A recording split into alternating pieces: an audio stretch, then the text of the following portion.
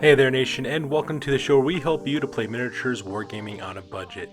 It is I, Commander Cheapskate. We're back with another episode of Into Darkness, our solo play campaign for Space Station Zero.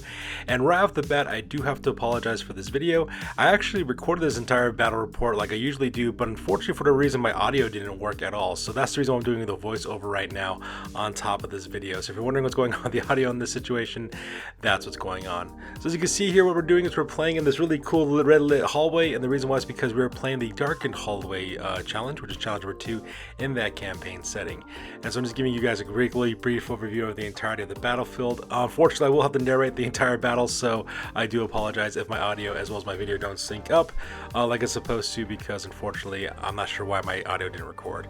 So that being said, folks, we're going to go directly to we're going to play some background music real quick. As the music is playing, we'll talk about the scenario rules for Darkened Hallway, as well as show you our roster for our crew, the Thundrik Profiteers, my shipping crew from the Skyfarer. So that being said, let's get this battle report on a roll. Your crew comes to a small, seemingly clear hallway, but with a few blinking security lights active, casting the length of the space into a dim red pallor. It takes no more than a few steps to realize this hallway is far more dangerous than it appears. Two panels that seem to control the defenses of the hall can be found, one at each end, though the panel nearest your location is broken and unresponsive.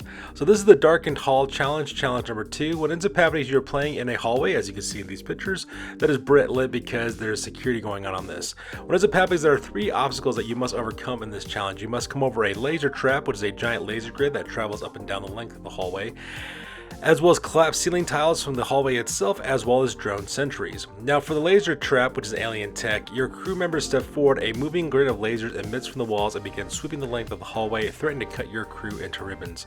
When a crew member moves during their activation, at the end of the movement they must make a reaction save forward. If they fail, they suffer damage equal to the amount at which they fail the test. In addition, the first time a crew member fails this test, activate the security drones as well. Now the crew working control panel, which is at the far end of the hallway, can be used to deactivate the laser trap by any crew member within 1 inch.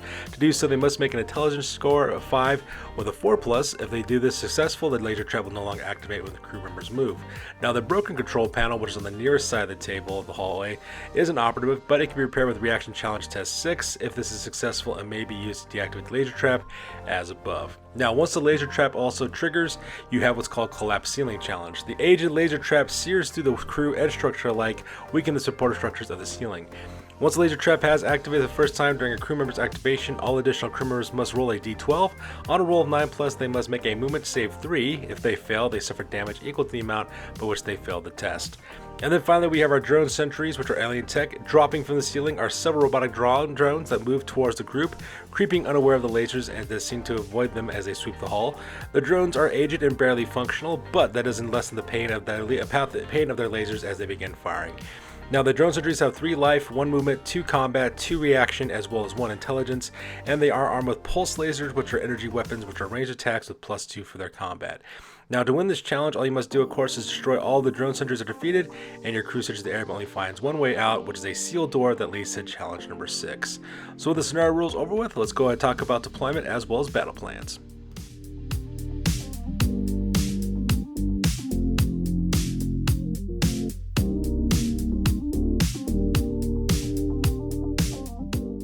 Alright, so first of all, let's talk about deployment as well as battle plans. As you can see, this is the entire length of the hallway, which pretty much consists of 3 Zone Mortalis terrain tiles. In the back, that is the actual control panel that operates.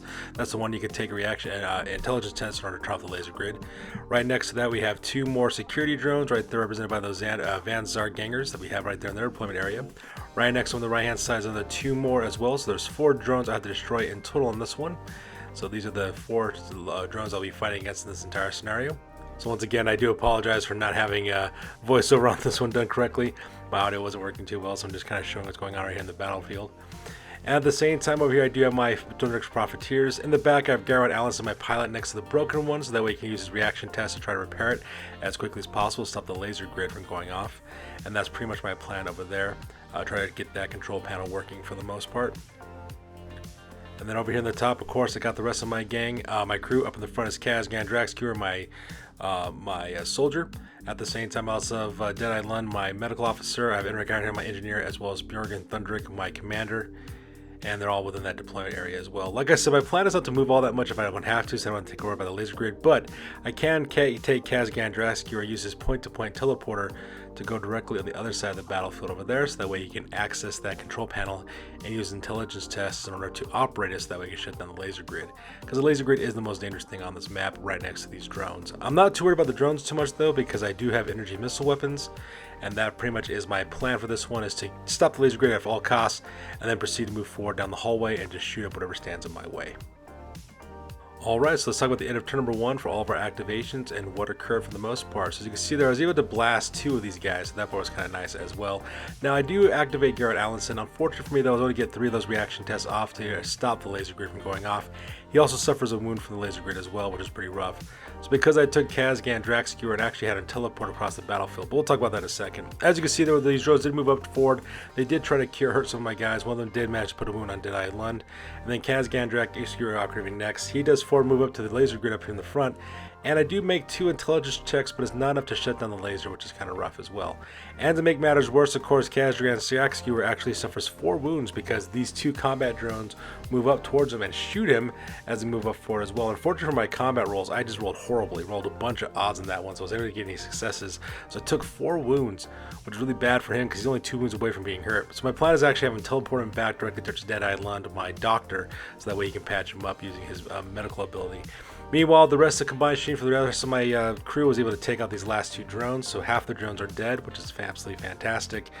But the most concerning part I gotta worry about though is the laser grid. So I'm hoping that Garrett Allison will be able to shut it down by the end of this turn, and at the same time teleport Kazgan Draxcure so that way he gets healed. And that pretty much makes up turn number 2.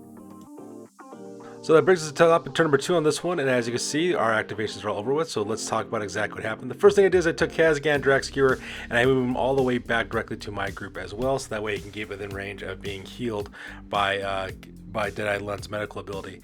At the same time, the drones of course move up as quick as they can. One of them actually moves up and actually opens fire directly into my crews, but wasn't able to hit anything. And then my next activation, was able to protect Kazgan Draxcure by healing up 2 of his wounds, so that part was absolutely fantastic as well. So that part was truly cool, so that way he's perfectly healed up and not have to worry about taking more damage. So that part was really important because they're really going to lose that guy. Then we go back to the drones move up again, and they all take another pot shot with their last guns, their last weapons. But laser for me though, nobody got hurt on this part, so I was really fortunate. I then go back to Garrett Allison, who was able to finally get the very last of his reaction tests off to finally shut down the laser grid. So now the laser grid is down, no more problems. I don't have to worry about taking more wounds from that, so that part was really nice as well. I then activate Enrik Ironhelm, my engineer, who uses Bjorgen Thundrik's logistics moves ability to move out twice, so that way he's in the closer range, so that way he kind of acts as a tank to soak up shots. He opens fires with his heavy kinetic weapon, managed to kill one of the drones as well, and then Bjorgen Thundrik was able to put the last 2 wounds on him as well, and that pretty much makes up my activations for this one. So we finally get to turn number 3 as well as the end of the game, and as you can see in this photo, I decide to activate Kazgan Draxcure. I actually remember to use his point-to-point teleporter to charge directly into the very last of the combat drones and to slice them apart with his heavy melee weapon, and just like that, I kill the last of the combat drones and successfully passed mission number 2. So because of that, of course, I still get upgrades. All my fighters get +1 to their experience points, but none of my crew members actually level up. However, though, the nice part though, because I did gain some experience, Bjorgen Thundrik actually did level up. He actually leveled up to the next level because he has 8 experience points, and with him I put 1 more point directly into his intelligence check. And the reason why is because I have combat down pretty good for the most part, but intelligence checks though I do kind of suffer with. I do have plenty of gear for reaction tests and such, but nothing really for intelligence. And the way that these challenges are going, there's a lot more intelligence checks later down the pike, so I might as well up that stat up so that way I can do some harm as well. And that pretty much makes up the turn number 3 for this one. So let's go do it for this, you guys. As always, please feel free to like, comment, and or subscribe. Your guys' input is invaluable to us as always. Also check us out on Facebook, Instagram, as well as blogger.com for all the latest greatest hobby news related to our channel. That's good for this one, you guys. We'll catch you in the next one. Peace out and stay classy.